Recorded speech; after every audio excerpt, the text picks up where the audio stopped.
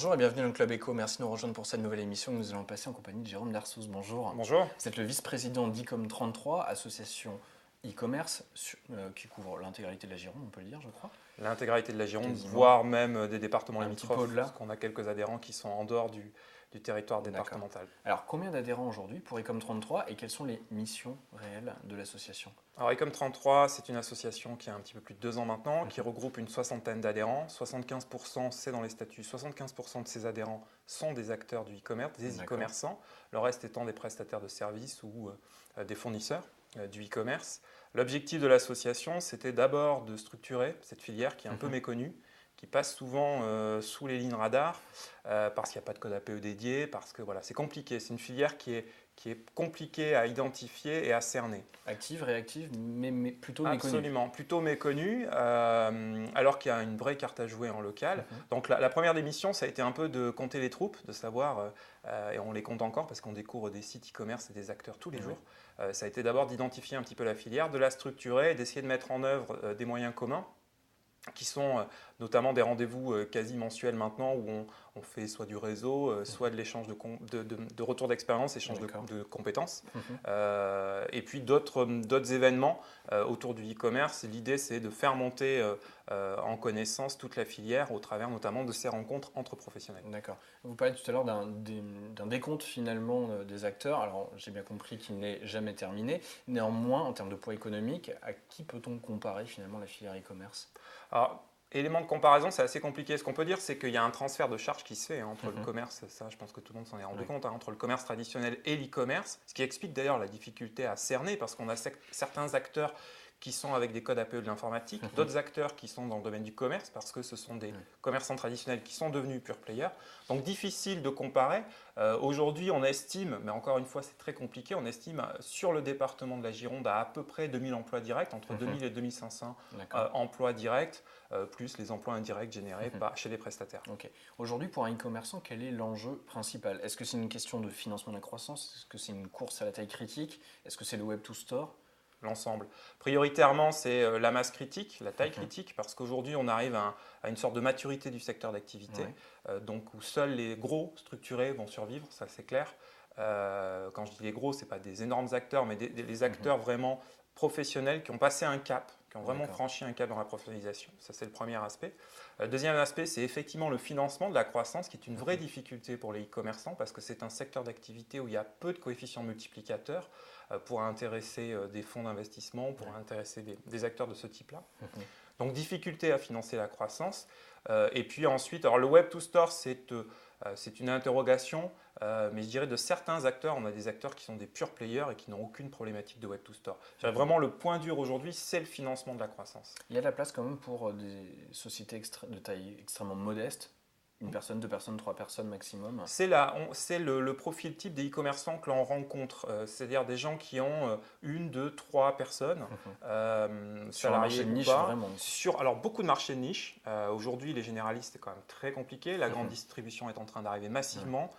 Donc vraiment sur des niches extrêmement pointues où les gens sont devenus des hyper spécialistes. Bon, un des plus connus ici, en tout cas des acteurs de e-commerce, c'est Maxi Coffee, qui est le spécialiste en France de la vente de café et de machines à café, qui est basé à la Thèse de Buch, qui emploie, je crois, aujourd'hui une vingtaine de personnes, qui n'existaient pas il y a 4 ans. Donc ça c'est un exemple typique de ce que peut donner le e-commerce sur un marché de niche très spécifique, avec des acteurs qui connaissent leur métier. Alors pour contribuer à faire émerger ces acteurs, il y a un nouvel équipement qui a vu le jour assez récemment, voyons, un accélérateur. Est-ce qu'on peut en parler en quelques mots? Alors en quelques mots, c'est Digital, qui est un nouvel outil effectivement, qui a été souhaité par l'association.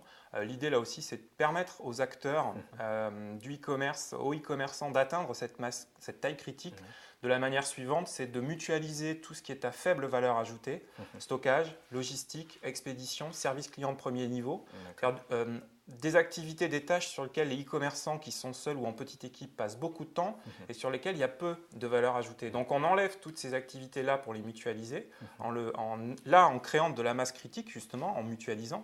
Ça, c'est la première chose. Et donc, de permettre à ces e-commerçants de se focaliser vraiment sur leur cœur d'activité, qui est de développer leur business, de fidéliser leurs clients. Donc, on sort le stockage. On a 5000 m² de stockage, lieu de stockage et d'expédition.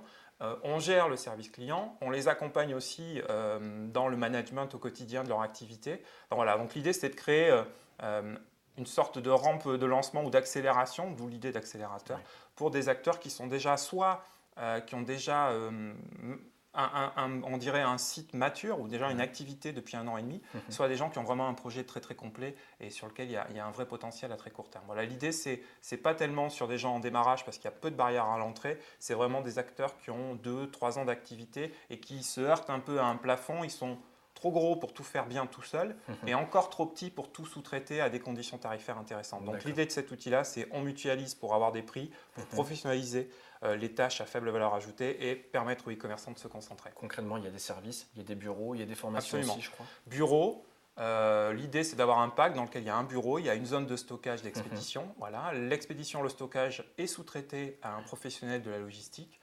Il y a des bureaux, donc ça permet aussi d'avoir de l'effervescence d'un accélérateur ou d'une pépinière classique, des croisements. De la formation, là on va s'adresser à différents publics, à la fois des gens qui sont déjà e-commerçants avec une connaissance métier. On ouvre un petit peu le spectre de la formation avec des formations de reclassement. On a beaucoup de demandes, c'est-à-dire des gens qui ont une formation marketing mais qui veulent se respécialiser en e-commerce. Et aussi des formations très pragmatiques, très pratiques. On est en train de lancer avec Pôle emploi une formation dans le secteur de la préparation de commandes. Là, l'idée, c'est de prendre des gens avec très peu de qualifications, de les former à la préparation de commandes e-commerce pour pouvoir les rendre tout de suite, avoir tout de suite une adaptation, un vrai poste de travail qui existe chez nos adhérents et sur lequel il y a une vraie demande, c'est-à-dire préparation de commandes. Dernier sujet qu'on va aborder, c'est Planète e-commerce, 3e édition qui se prépare. Elle aura lieu le 12 juin. Est-ce qu'on peut en dire quelques mots ?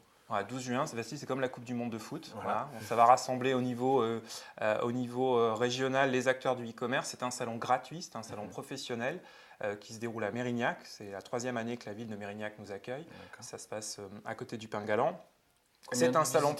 Alors c'est à peu près entre 800 et 1000 visiteurs, que des professionnels. L'idée c'est vraiment d'avoir, cette année la nouveauté du salon c'est d'avoir on va dire deux aspects. Un aspect plutôt sur des gens qui ont plutôt mature sur le e-commerce, donc qui viennent plutôt chercher de l'info de haut niveau. Donc ça, c'est ce qu'on avait jusqu'à maintenant, donc des conférences plutôt pointues. La nouveauté de cette année, c'est qu'on va avoir un cycle de conférences plus accessible. C'est souvent ce qu'on reprochait à Ecom33, qui organise le salon, c'est d'avoir des conférences parfois un peu pointues, c'est-à-dire s'adresser vraiment à des e-commerçants déjà un peu musclés. Là, l'idée, c'est d'avoir un cycle sur toute la journée. On aura 4 mini-conférences, 4 mini-ateliers, simplement pour comprendre un peu les tenants et les aboutissants du e-commerce. L'idée, ce n'est pas du tout de former des gens au e-commerce, c'est juste de les éclairer, qu'ils aient un vernis et qu'ils puissent sortir en se disant mon projet est viable ou mon projet, c'est pas du tout viable et il faut mieux que je retravaille sur autre chose. Voilà, l'idée, c'est ça. Donc, des conférences, des ateliers, puis beaucoup de rencontres parce que c'est aussi un lieu, c'est le seul événement, c'est le plus gros en France, en région. En dehors évidemment du salon e-commerce à Paris. C'est le plus gros salon du e-commerce, c'est aussi un lieu de rencontre des e-commerçants, c'est une des rares occasions qu'ils ont de se rencontrer dans l'année. Voilà. Donc c'est un événement maintenant majeur en matière de e-commerce sur la région. Rendez-vous le 12 juin. Rendez-vous le 12 juin. Ok, c'est noté. Merci beaucoup d'avoir suivi cette émission. Rendez-vous très vite à nouveau pour le Club Éco. Passez une bonne journée. Au revoir.